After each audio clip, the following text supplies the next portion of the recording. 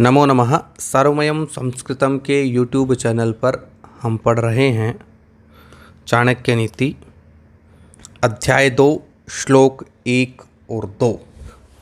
अनृतम साहसम माया मूर्खत्वम अतिलुब्धता अशोचत्वम निर्दयत्वम स्त्रीणाम दोषः स्वभावजः।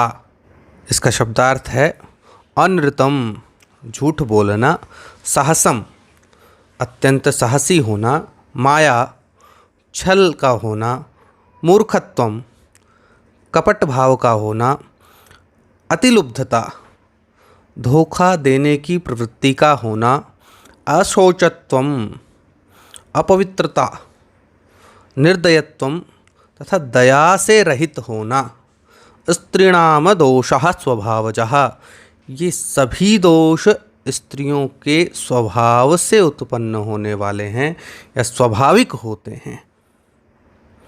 आचार्य चाणक्य इस श्लोक में हमें स्त्रियों के जो स्वाभाविक गुण हैं उसके विषय में बतलाते हैं। निश्चित रूप से आचार्य चाणक्य ने जिस काल की स्त्रियों का वर्णन किया है उस काल में संभवतया ऐसी स्त्रियों की अधिकता हो, किंतु आज ऐसा नहीं है। आज की स्त्रियां पढ़ी लिखी, समझदार, सूझबूझ वाली हैं। फिर भी इस बात से इनकार नहीं किया जा सकता कि प्रत्येक व्यक्ति के कुछ गुण होते हैं, कुछ दोष होते हैं, ये जन्मजात ही होते हैं।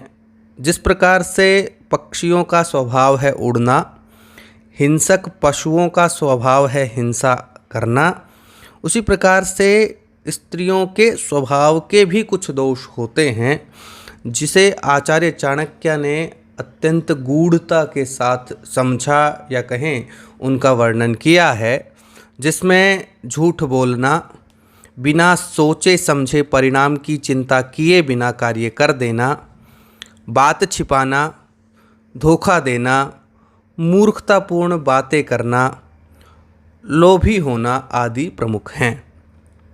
किंतु यह सब अशिक्षा का ही परिणाम हो सकता है, या कहें कि आजकल शिक्षा के प्रभाव से ऐसा स्त्रियों के विषय में तो नहीं कहा जा सकता है।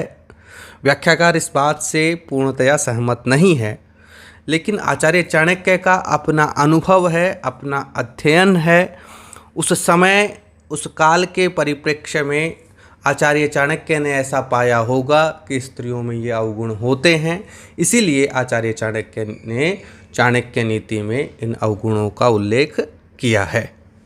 इसके अगले श्लोक में आचार्य चाणक्य ने बतलाया है कि व्यक्ति को कुछ सफलताएं इस जन्म में पूर्व जन्म के संयोग के कारण अथवा मनुष्य के अत्यधिक तप के कारण प्राप्त होती हैं।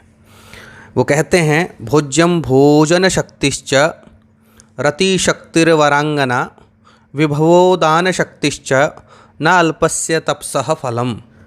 इसका अभिप्राय है भोज्यम भोजन शक्तिश्च कि खाने पीने के पदार्थों का सुलभ होना तथा खाने पीने की सामर्थ्यता का होना, रतिशक्तिर्वरांगना भोग विलास की शक्ति का होना तथा आत्मतृप्ति के लिए सुंदर स्त्री का मिलना, विभवोदान शक्तिश्च धन संपत्ति का होना,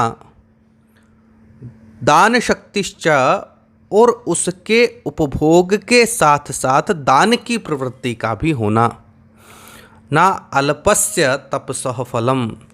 ये बातें निश्चित रूप से पूर्व जन्म के संयोग के कारण होती हैं अथवा मनुष्य के तप से ही ऐसा फल मिलता है।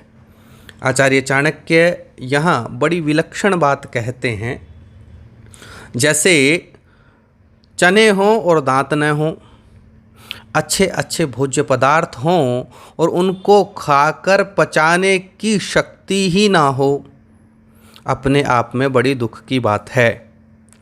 खाने को भी हो और पचाने का सामर्थ्य भी हो, शरीर में भोग विलास की शक्ति भी हो, आत्मतृप्ति के लिए सुंदर स्त्री का हो और भरपूर धन हो और उस धन के साथ साथ दान देने की प्रवृत्ति भी हो, यह जिसके पास है निश्चित रूप से उसे पूर्व जन्मों का सुकर्म या कहें कि सुकर्मों का फल समझना चाहिए। कुछ लोगों के पास अच्छा खासा शरीर होता है किंतु धन नहीं होता है, अच्छी खासी सुंदर स्त्री होती है किंतु उसका भोग नहीं कर पाते हैं, या कहें कि स्त्री सुख से वंचित रह जाते हैं।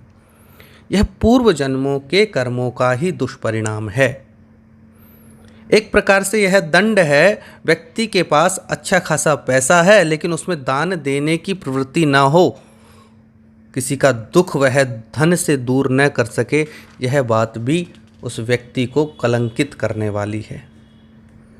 अर्थात एक प्रकार का यह दंड है, किंतु जिसके पास यह सब कुछ हो तो समझ लेना चाहिए उसने पूर्व जन्मों में अवश्य कोई न कोई तप या कहें अच्छे कर्म किए हैं, जो इस समय इस काल में उसको उन कर्मों का फल प्राप्त हो रहा है। मित्रों, यह चाणक्य वार्ता आपको अच्छी लगी हो तो आप इसे शेयर करें, हमारे YouTube चैनल सर्वमयम संस्कृतम को सब्सक्राइब करें तथा बेल आइकन को ज़रूर प्रेस करें ताकि अगले वीडियो का नोटिफिकेशन आपको मिल सके। धन्यवाद।